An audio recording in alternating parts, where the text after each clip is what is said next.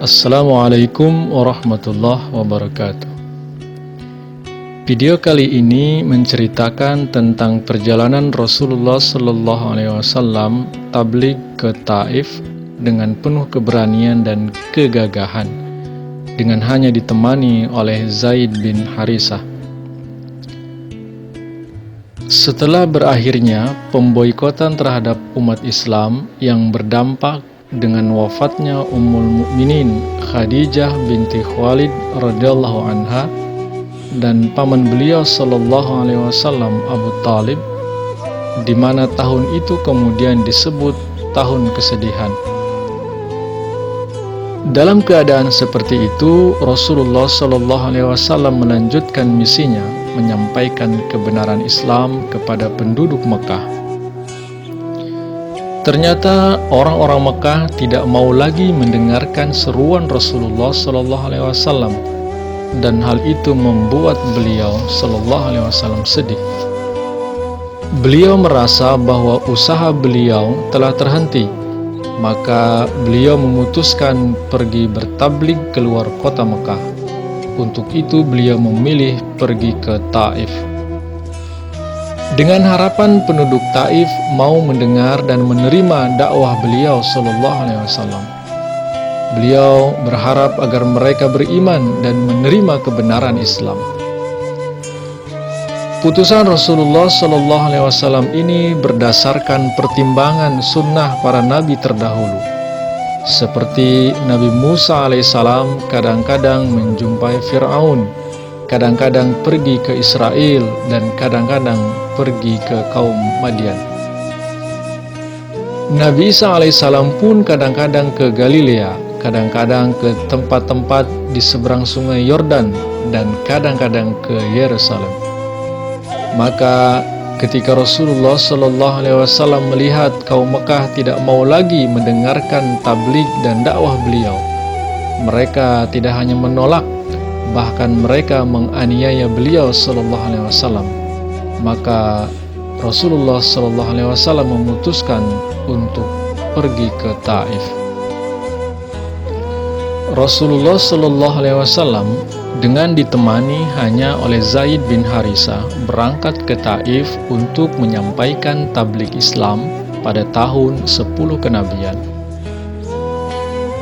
Taif adalah sebuah kota kecil kira-kira 131 km di tenggara Mekah, terdapat pada ketinggian 1879 meter atau 6165 kaki di lereng pegunungan Sarawat. Kota Taif didominasi oleh suku Banu Saqif. Mereka melakukan pertanian dan menanam buah-buahan di samping kegiatan perdagangan mereka, sehingga Taif termasyhur oleh buah-buahan dan pertaniannya. Saat ini Taif memiliki populasi 1.200.000 orang, adalah kota terbesar kelima di Arab Saudi dan ibu kota musim panas tidak resmi. Kota ini adalah pusat daerah pertanian yang terkenal akan anggur, delima, ara, mawar, dan madu.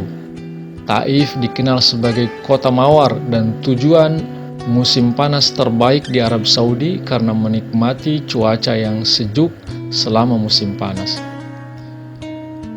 Dalam hal kepercayaan dan perbuatan syirik, penduduk Taif tidak jauh berbeda dengan penduduk Mekah.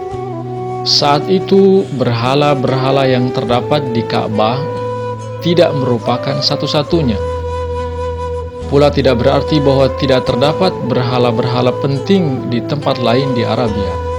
Salah satu berhala terpenting, Allat, terdapat patungnya di Taif.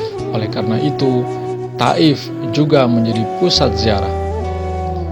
Penduduk Taif mempunyai pertalian dengan penduduk Mekah oleh hubungan darah, dan beberapa lahan hijau antara Taif dan Mekah dimiliki oleh orang-orang Mekah. 10 hari lamanya Rasulullah Shallallahu Alaihi Wasallam dan Zaid tinggal di Taif. Selama di sana, Rasulullah Shallallahu Alaihi Wasallam mengunjungi para pemimpin kota Taif. Mereka yaitu Mas'ud bin Amr bin Umair dan Habib bin Amr bin Umair. Tetapi sangat disayangkan, tidak ada seorang pun dari mereka menerima ajakan beliau Shallallahu Alaihi Wasallam. Pada akhirnya Rasulullah Shallallahu Alaihi Wasallam menemui seorang pemimpin tertinggi Taif yang bernama Abdul Yalil bin Amr bin Umair atau Ibnu Abdul Yalil, lalu menyampaikan tabligh Islam kepadanya. Namun orang itu menolak serta terang-terangan, bahkan berkata dengan nada olok-olok. Katanya, "Jika memang Anda benar, maka saya tidak akan berani berbincang dengan Anda. Jika Anda pendusta, berarti perbincangan ini tidak ada manfaatnya." Dan rakyat biasa semuanya mengikuti para pemimpin mereka, bahkan mereka menolak Rasulullah SAW dengan menghina. Hal itu sudah tidak asing lagi. Kaum yang tenggelam dalam urusan duniawi senantiasa memandang seruan demikian sebagai suatu gagasan yang mengganggu, bahkan sebagai serangan. Karena seruan itu tidak disertai dengan dukungan yang dapat dilihat, seperti manusia atau persenjataan yang bilangannya banyak, mereka merasa layak menolaknya dengan menghina. Rasulullah Shallallahu Alaihi Wasallam tidak merupakan kekecualian. Saat beliau sampai ke Taif tanpa senjata dan tanpa pengikut atau pengawal, seorang diri hanya ditemani oleh Zaid. Rakyat kota memandang beliau Shallallahu Alaihi Wasallam sebagai pengacau yang harus dihentikan kegiatannya. Untuk menyenangkan hati para pemimpin mereka, orang-orang gelandangan dan anak-anak nakal mereka lepaskan supaya mereka melempari Rasulullah SAW dengan batu dan mengusir beliau keluar kota. Rasulullah SAW terluka dan banyak mengeluarkan darah, begitu juga dengan Zaid. Tetapi pengejaran terus dilakukan sampai dua pelarian tanpa daya itu telah berada beberapa kilometer di luar Taif. Rasulullah SAW lalu berlindung di dalam sebuah kebun yang berjarak 3 mil dari Taif milik pemuka Mekah, Utbah bin Rabi'ah. Sementara orang-orang zalim itu kelelahan dan kembali pulang. Rasulullah SAW sangat bersedih hati dan masgul. Seorang malaikat turun ke hadapan beliau dan bertanya, apa beliau menghendaki penganiaya beliau SAW dibinasakan? Jangan, jawab Rasulullah SAW. Aku mengharapkan justru dari penganiaya itu akan lahir mereka yang akan beribadah hanya kepada Tuhan yang Maha Esa. Bukhari, Kitab Bada al-Khalq. Apa yang diharapkan oleh Rasulullah SAW itu kelak akan menjadi kenyataan. Setelah perang Tabuk, penduduk Taif pun akhirnya mereka mau menerima Islam. Dalam keadaan letih dan sedih, Rasulullah SAW dan Zaid berhenti untuk beristirahat di sebuah kebun anggur milik 2 orang Mekah yang kebetulan ada di situ. Mereka pun termasuk penyerang dan penganiaya kaum muslimin di Mekah. Tetapi pada peristiwa itu tergerak hati mereka. Apa hal itu disebabkan seorang Mekah diperlakukan buruk oleh orang-orang Taif, atau disebabkan tiba-tiba menyalanya bara sifat baik insani dalam hati mereka?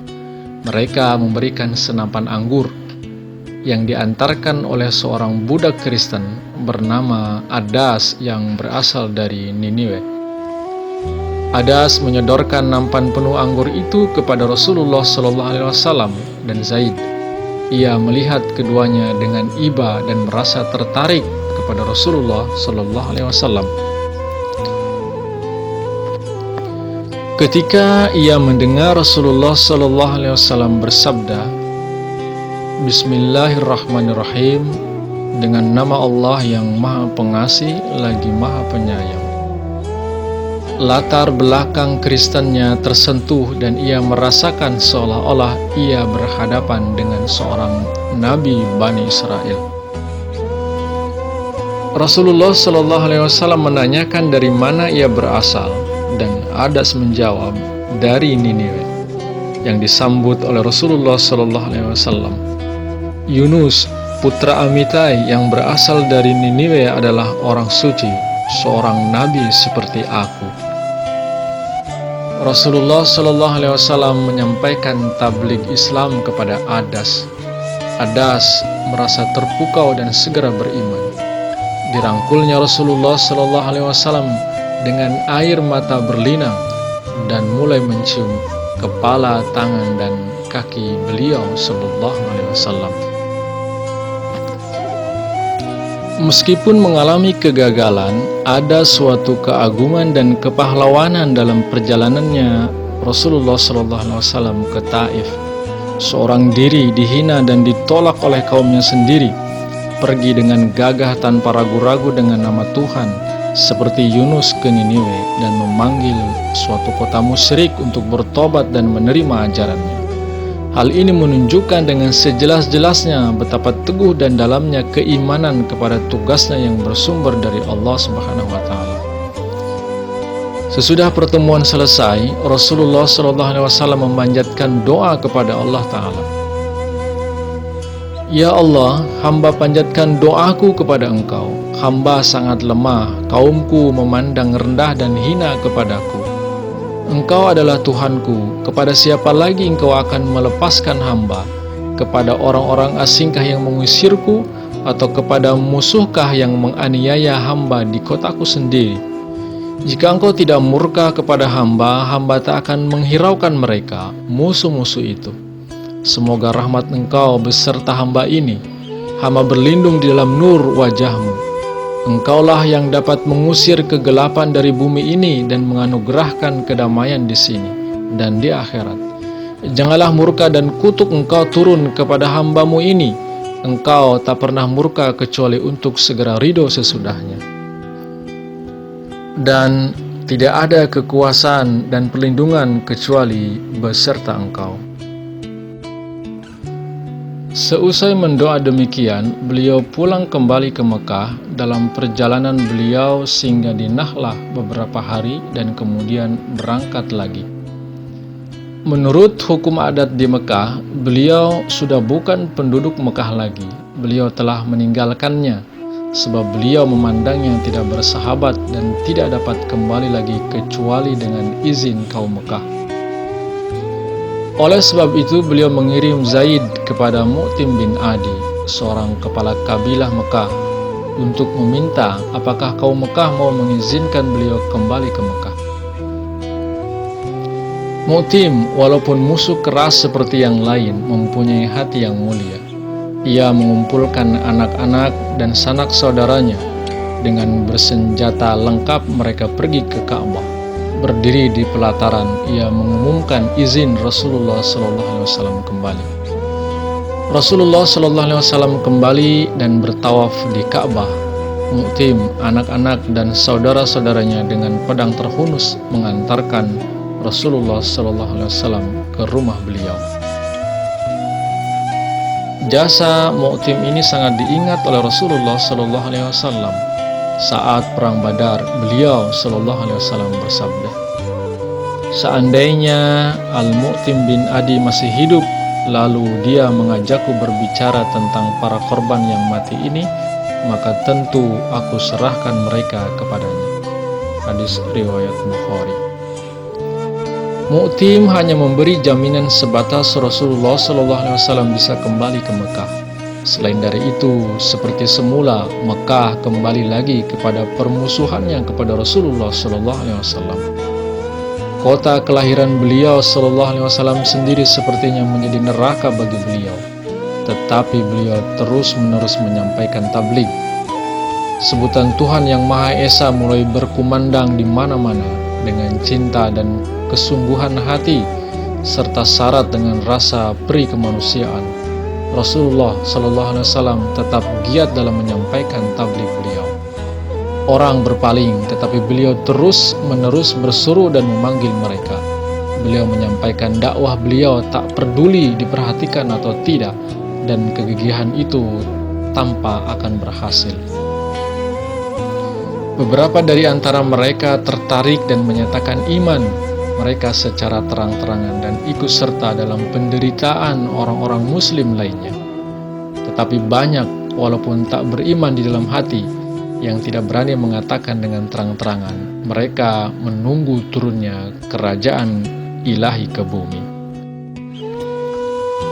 Simak kelanjutan sejarah hidup Nabi Muhammad di episode berikutnya. Terima kasih. Assalamualaikum warahmatullahi wabarakatuh.